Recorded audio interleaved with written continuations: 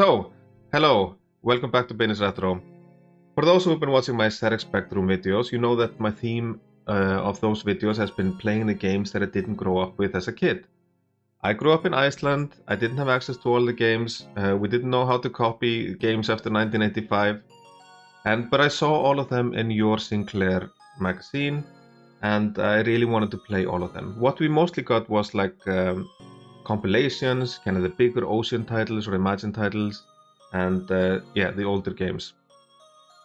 And we got no budget games at all, so no Dizzy and things like that. But I've been playing a lot of games, testing them out. Some big games like Saberwolf or Dizzy, games that I never even saw back in the day. But the question is, what did I actually play during those 10 years? What games did I have? Why do I love the ZX Spectrum so much? Yeah, back in 1982, this was my first game, Forest Go Skiing, with my 48K ZX Spectrum. And then in 86, 87, I got a 128K too, the gray one with the built-in tape deck. I love that machine because now games had nice music. But yeah, let's talk a little bit about the games that I grew up with and my kind of top 10 games that I grew up with the ZX Spectrum. Yeah, let's go. So, 10th on my list is a Tick Attack. And I say a Tick Attack, I know some people say Arik Attack, I don't know. I was raised in Iceland and so I say a Tick Attack. And this is probably one of the first games I really fell for.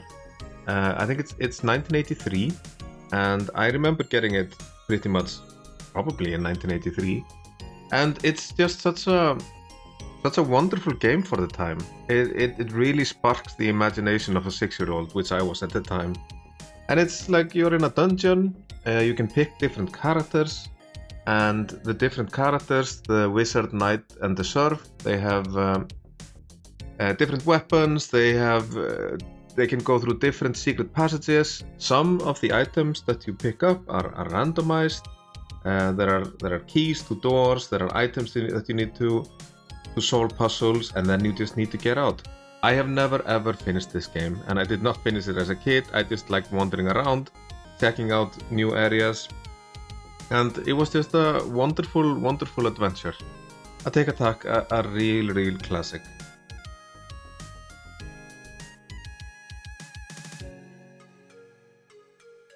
And 9th on my list is Chase HQ. One of those technical marvels for the ZX Spectrum. It's a late game, it's 88 or 89, based on an arcade title. I've never ever seen or even played that arcade title. I've only ever played this version. But it was fast, it just worked really well.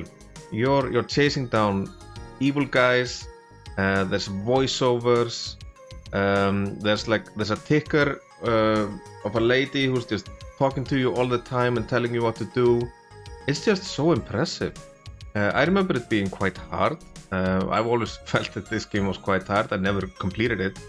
But ZX Spectrum games were not really about completing them. But this really felt like a proper arcade title and punched way above its weight for its time for the ZX Spectrum.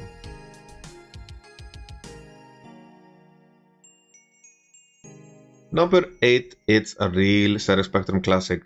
It's Daley Thompson's Decathlon. I was 7 when the Los Angeles Olympics took place back in 1984, and I remember them being a huge deal. And I remember also Daley Thompson being a huge deal at those Olympics. And I also remember vividly, it was probably 1983 or 94, my first ever visit to an arcade, like a proper arcade. And I lived in a really tiny town in Iceland, a small town, but the even smaller town right next to my town had the biggest arcade in Iceland. And when I got there the first time, the game that I absolutely fell in love with was Track and Field. Track and Field was released back in 1983 or 1984, and it was amazing. It was so colorful, really great sound, great graphics, and some really great action. You would hammer the buttons, and there was a lot of people playing that game, I remember. And Daley Thompson's Decathlon was track and field at home. And you could play it with your friends, and you could ruin your joysticks while doing it. And to this day, I still have the same technique of really pushing buttons really, really fast. And I learned that from Daley Thompson's Decathlon.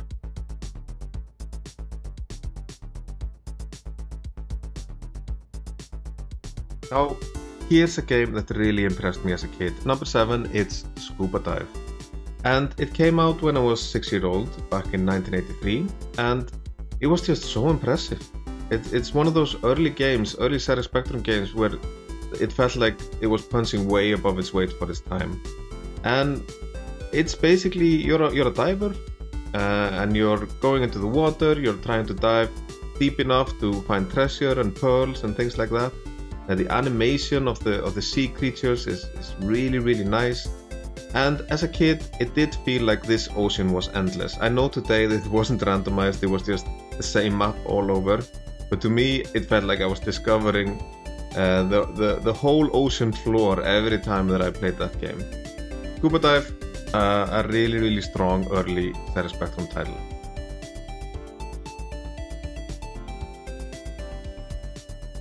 Number 6 on my list, it is the almighty RoboCop.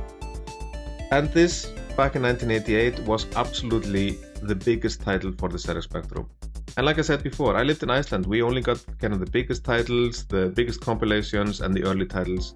And RoboCop, you could buy that everywhere in Iceland. And it was just such a fun game.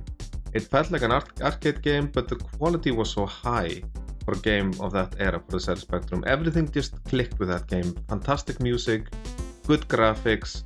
There was a variety to the gameplay. There were different things they were supposed to do, and you could learn it. And I remember by the end, I would be able to finish that game without like having any hits whatsoever. I wish I had videos from that time because I suck at playing this game today. But RoboCop, a real Sega Spectrum classic.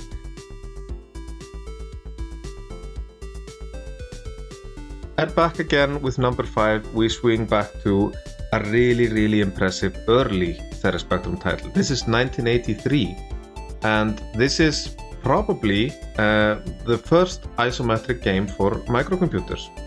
And as such, one of the more impressive ones. I remember just being like so impressed by it. You would go to a city and you would run around trying to fend off the ants or throw grenades to them. You would rescue your significant other and run back. And it's just so revolutionary for the time and still such an impressive game. I was playing it and it still feels kind of scary, just running into the city trying to find your significant other. And you know what also very impressive about it? You could pick if you were a boy or a girl. And for the time, that's really, really, really impressive. I think Sandy White really really deserves a lot of praise for making this very early but very, very impressive game. Ant Attack, you need to play it, you need to test it out. It's so good. Number 4, from the absolutely best collection of games that I ever got for the Sega Spectrum, the Taito collection. The Taito collection had Bubble Bobble, Renegade, it had both Arkanoids, and it had this fantastic game, Flying Shark. And it was the first shmup or shoot 'em up that I ever really played. And to this day, it's just such an impressive game for the Sega Spectrum. It's great scrolling, it's fast, it just works. And since then, I've actually just loved shmups my whole life, and I still play a lot of them today. And Flying Shark was the start of all that, and I actually prefer it over the arcade version. So, Flying Shark, one of the most impressive arcade conversions ever for the Sega Spectrum in my view.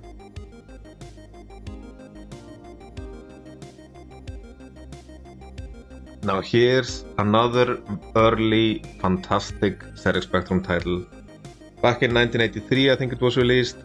It's Jetpack. It's kind of the first title that really felt like an arcade title, like a proper arcade title. It just controls beautifully, and there's a strategic element to it. You're just building your spaceship, and you're finding fuel, and you're going to the next planet. And still to this day, I could play this for hours. I remember when the Rare Collection came out for the Xbox. This was the game I just started it and I played it the whole evening. Jetpack is still one of the most impressive early titles for the Sega Spectrum, and it even worked on the 16K versions. Yeah, Jetpack, a real classic.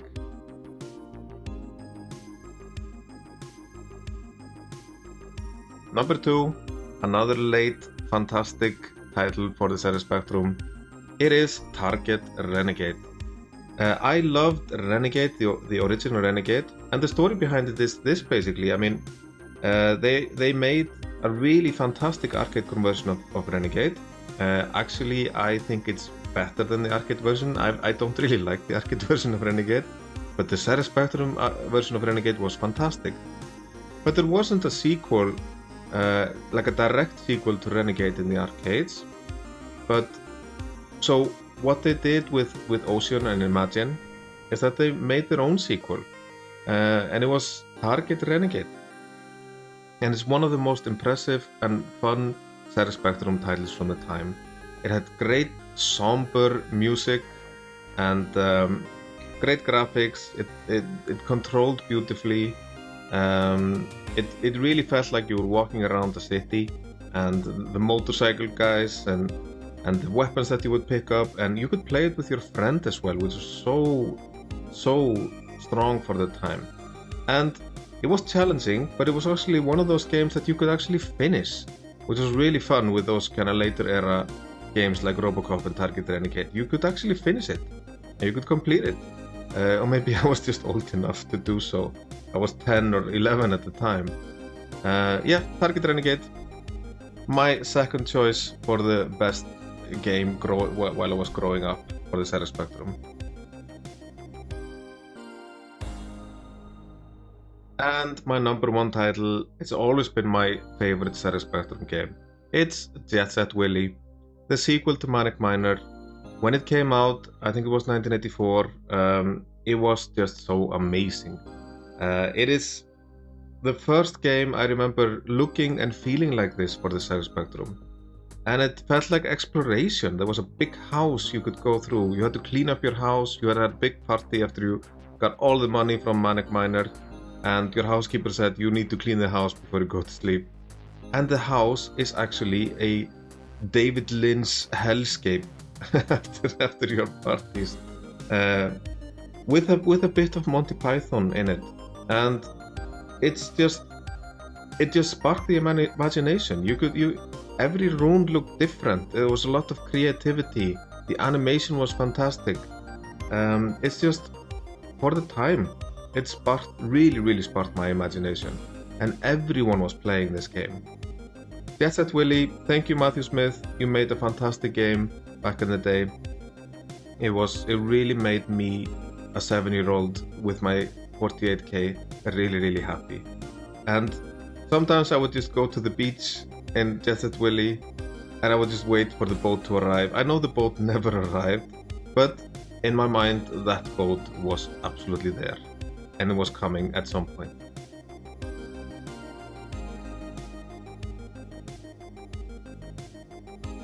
Now this was a fantastic trip down memory lane, and being the kind of middle-aged guy that I am with a lot of nostalgia, I've acquired some of these games again. We have the almighty Robocop, one of the biggest games of all time for the Sega Spectrum. I have all the early Ultimate titles, my favorites here. This, the best cover for any Sega Spectrum game of all time. I mean, this is amazing. I love it. It's so 1980s, like mid 1980s. Love it. And the king of them all, Mr. Willy. Let's look in here. See, so many memories connected to this. I had a neighbor who copied the whole thing. Yeah, and that's it. Let me know in the comments which were your favorite games growing up for the Side Spectrum. What did you grow up with? And what games do you love the most from that era?